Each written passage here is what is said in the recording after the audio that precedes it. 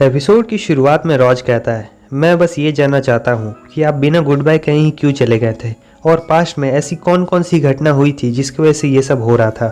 जीडो कहते हैं, अगर मैं कहूँ तो तुम्हारी ग्रोथ ने मुझे सचमुच सरप्राइज कर दिया है, लेकिन तुम मेरे सामने खड़े हो और मुझे अभी भी इस पर यकीन नहीं हो रहा है। मुझे हमेशा से ऐसा लगता था कि मैं सबसे ताकतवर था, लेकिन फिर उसके बाद वो थ्री व्हील्स इस धरती पर आए और फिर मुझे एहसास हुआ कि उनके सामने तो मैं कुछ भी नहीं हूँ। उस वक्त मैं काफ़ी जवान और जोशीला था और मुझे ऐसा लगता था कि मैं सभी लोगों को बचा लूँगा। जैसा कि तुम्हें पता है, मैलिस उन थ्री व्हील्स में से एक है और मुझे ऐसा लगता था कि अगर वो मेरी बॉडी में है तो उस एग्जिस्टेंस की मदद से मैं सभी लोगों को बचा सकता हूँ। लेकिन तुम जानते हो कि उस प्रोसेस में मैंने क्या डिस्कवर किया? मैंने ये डिस्कवर किया कि मैं अभी भी एक मॉर्टल हूँ और उस चीज़ का दर्द वो मेरे दिल दिमाग सभी जगह घुस चुका था।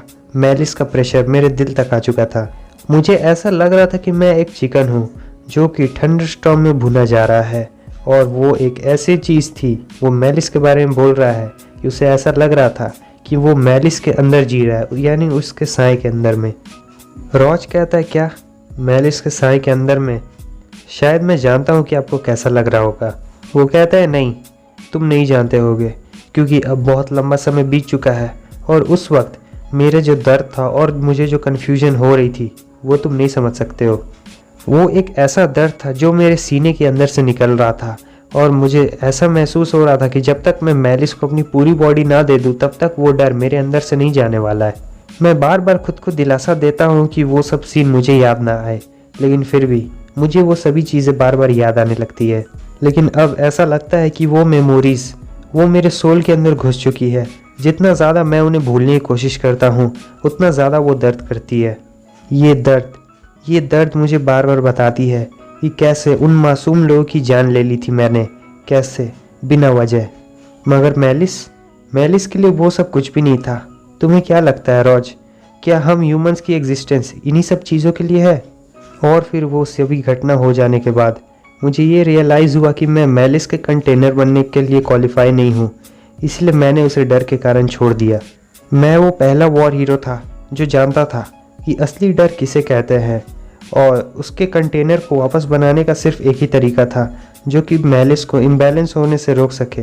वो है किसी चीज़ को बनाना ऐसा है जो मैलिस की पावर को सहन कर सके। रॉज कहता है, इसीलिए आपको धोखेबाज कहा गया? वो कहते हैं, क्या तुम अभी सारी सच्चाई के बारे में नहीं जानते हो?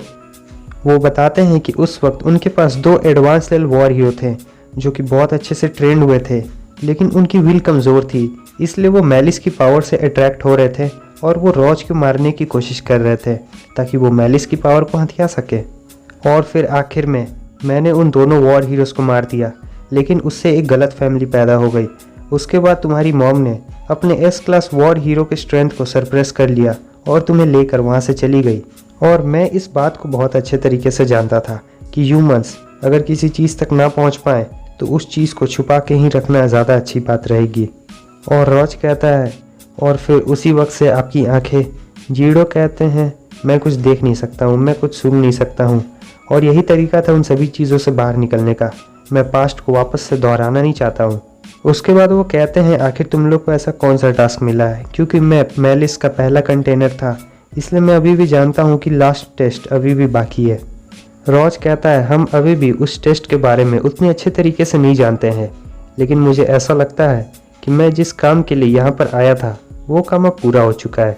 उसके बाद वो वहाँ से उठकर जाने लगता है। उसके डैड कहते हैं, क्या तुम जा रहे हो? वो कहता है, 3 दिन बाद हमारा लास्ट टेस्ट होने वाला है और वो लोग मेरा लॉगी में इंतज़ार कर रहे हैं। वो कहते हैं, क्या तुम्हारी मदर भी तुम्हारे साथ वहीं पर है? मेरी मदद करो, तुम उसे मेरे बदले सॉरी कह देना, और तुम्हारे साथ जो भी चीज़ हुई रॉज, उन सभी चीज़ों के लिए मुझे माफ़ कर देना।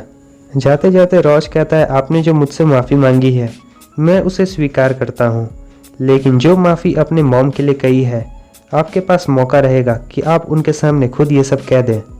सीन चेंज होता है।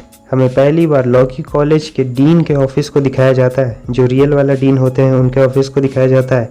वो कहते हैं, अगर तुम ये बात मुझे नहीं बताते तो मुझे सचमुच ये यकीन नहीं होता है कि ऐसी पावर भी एग्जिस्ट करती है। और इधर ग्रैंडमा कहती है कि आखिरकार तुम फाइनली वापस आ ही गए। अगर आपको याद ना हो तो मैं ये बता देता हूँ कि ये ग्रैंडपा यही इस कॉलेज के डीन है वो कहते कि अब मैं उस विल से ज़्यादा बंधित नहीं हूँ। मैंने अपना मिशन एक कंटेनर के तौर पर कंप्लीट कर लिया है और अब मैं फ्री हूँ, मैं इधर उधर जा सकता हूँ। हम देखते हैं कि ग्रैंडमा उन्हें मारने लगती है और कहती है, क्या तुम सचमुच वापस नहीं जाने वाले हो ना, फिर से अपने इस बड़े से कॉलेज को मेरे ऊपर छोड़ के? तुम जानते हो इसे मैनेज करने में मुझे कितनी दिक्कत आई और तुम यहाँ सालों बार बाद आ रहे हो और ये सब कह रहे हो। ग्रैंडपा कहते हैं कि मेरा मिशन अब ख़त्म हो चुका है और उस वक्त भी मेरे पास एक मिशन था, इसलिए मुझे जाना पड़ा।